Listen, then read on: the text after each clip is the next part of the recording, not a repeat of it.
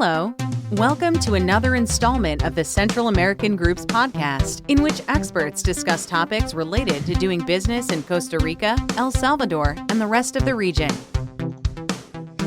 Hello, welcome to another installation of the Central American Group's series of podcasts. In these conversations that we have with experts that are internal and external to the organization, we discuss issues that have to deal with El Salvador and the region as a whole.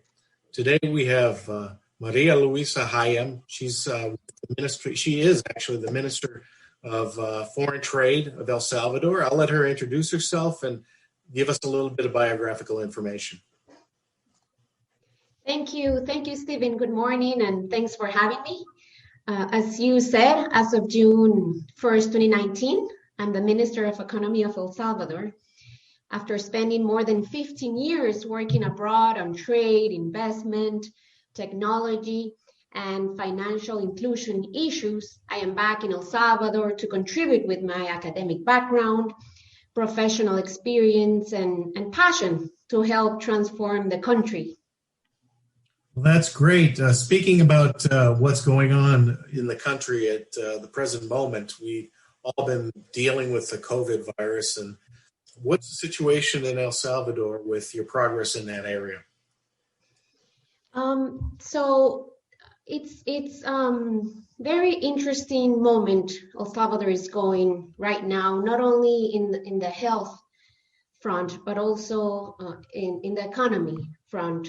But let me start on health. El Salvador has been recognized worldwide for its performance managing COVID-19 pandemic. As of May 12, El Salvador was the country in Central America with the lowest number of confirmed COVID-19 cases. In the midst of the pandemic, as you might know, the government of El Salvador built one of the largest and most modern hospitals in the region, specialized in treating COVID-19. This has allowed the government to constantly take care of our population needs, including in the most difficult moments of the pandemic. International organizations such as the World Travel and Tourism Council has provided El Salvador with a certification of a safe destination to travel. And I'm also very honored to share with you that at the end of this month, again, in the midst of the pandemic, El Salvador will be hosting the International Surfing Association World Surfing Games 2021. But also, El Salvador has had a lot of progress in its vaccination program. According to the IMF's head, vaccination programs have now become an economic policy. And as such, the government of President Bukele has provided the priority it deserves. And since last year, the Ministry of Health has been working to access vaccines to provide immunity to our population in the shortest term. As of May 5th, El Salvador had already vaccinated 26% of its target population. And with this, we're currently the country with the largest vaccination coverage in Central America. And we are among the first positions also in Latin America. I'm also happy to share that the government has signed an agreement with Pfizer to provide the country with 4.4 million vaccines, starting vaccination this quarter. And with this, we would be covering the entire target population. In terms of our economy, we believe that the pandemic management, the priority given to vaccination that I just shared about, also the support provided by the government to households and companies to overcome the crisis, the resiliency of our companies, and the trust in our country, all of this has contributed to El Salvador's fast recovery since June 2020, when we started implementing the plan to gradually reopen the economy, with which we developed together with El Salvador's productive sectors.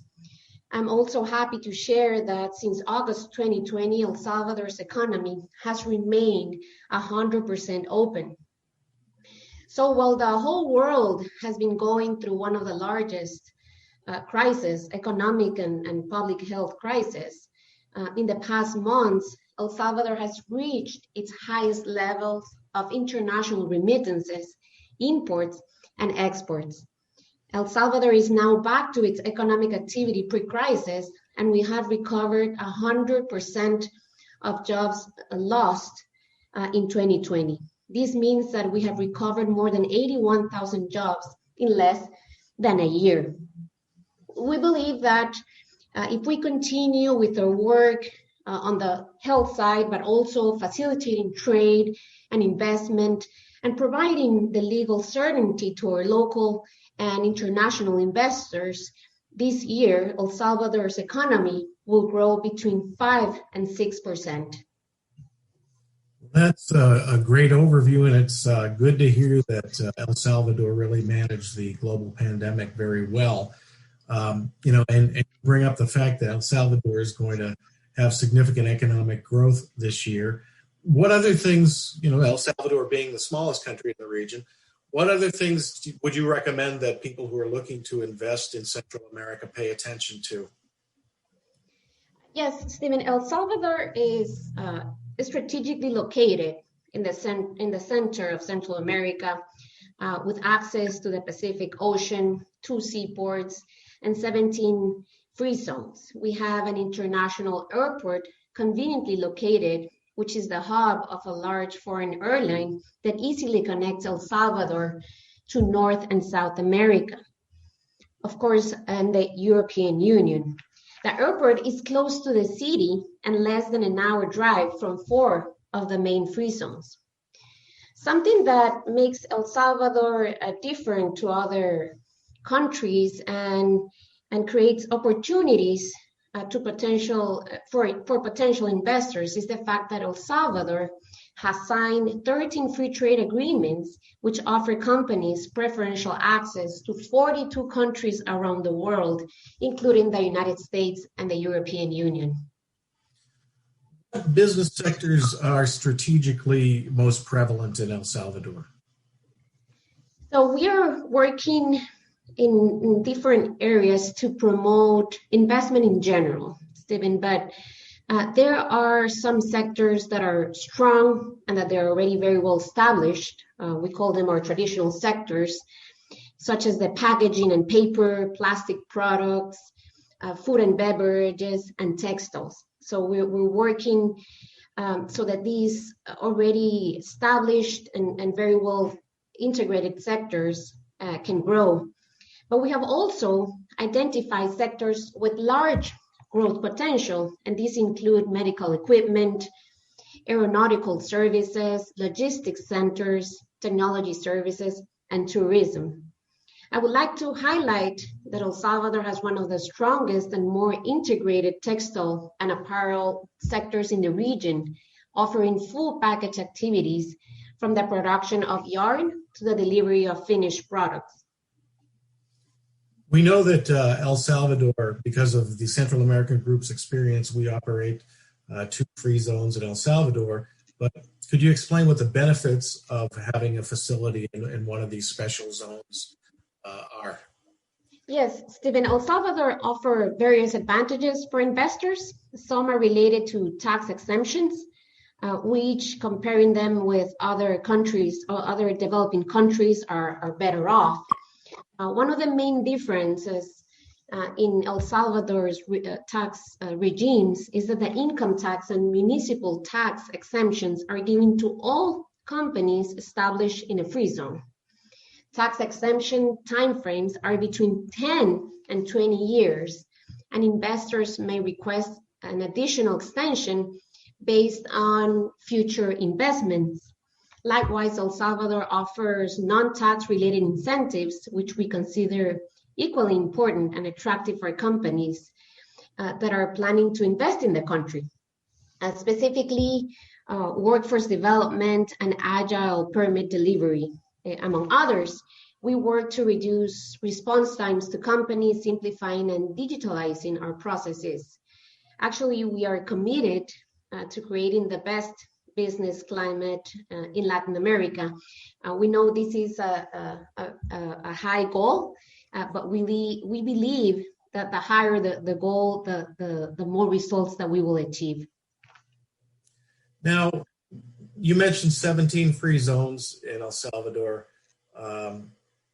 How does an investor go about making a choice with which one to operate in? Obviously, we at the Central American Group hope that you operate in ours, but if they want to look at other opportunities, how do they make their choice? So it will all depend on the investor's needs. Some of the free zones are strategically located close to the airport, which companies can benefit from close shipping and also lowest transportation costs. Other free zones are established in the city or rural areas that benefit from the close workforce that live nearby. But we're ready to learn more about the needs of the companies and provide them with all the necessary information so that they can choose the right location. Okay, once they've chosen a location, how long does it take to establish a business in El Salvador? So again, we have a strong commitment in facilitating investment, facilitating trade, and we know that time is a key aspect for every business operation. In El Salvador, it takes now 6 days to register a new local company or 11 days to register a foreign branch.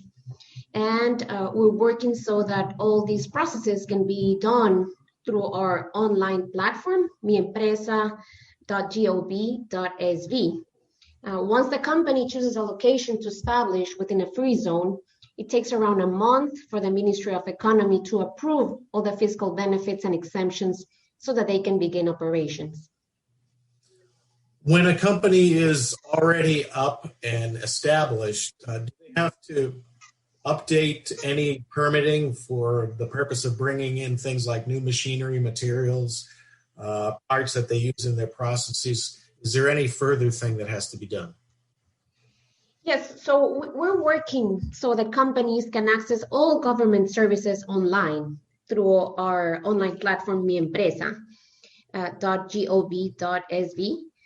This benefits investors because we no longer have to ask them to provide documentation that we already have in our files. This also shortens our response times and allows companies to better serve their customers. So we believe this is a win-win situation for everyone. And we are currently working in order to make this platform more robust. And so the companies can do every single process. It can be made through these online services. Now, we generally get questions after we do the recordings with individuals like yourself from people that want more detail on certain issues. Do you have a website or do you have an email that people can go to and ask questions? Yes, we have a website that we are happy to share with you, and the contact point of our director for investment in the Ministry of Economy, and we're happy to respond any questions that investors might have, and also to be that bridge between the investors and other government institutions or other companies already established in the country. Okay, well, we'll include that in the transcript that is below the podcast and the page that we're going to put up for this. And we want to thank you for joining us today. We wish you all the best of luck and look forward to seeing El Salvador develop as a country. Thank you very much, Stephen. We're confident that we have identified all the constraints that have kept El Salvador from growing. We have identified all the opportunities that have come up, even in the context of the pandemic. And we're working as a government, as a team, in order to provide everything that companies need in order for them to establish, operate, and grow in El Salvador. So we're happy to have this opportunity to talk with you and looking forward to other similar opportunities in the future. Thank you very much and have a great day. Thank you, Stephen. You too. Thank you for listening.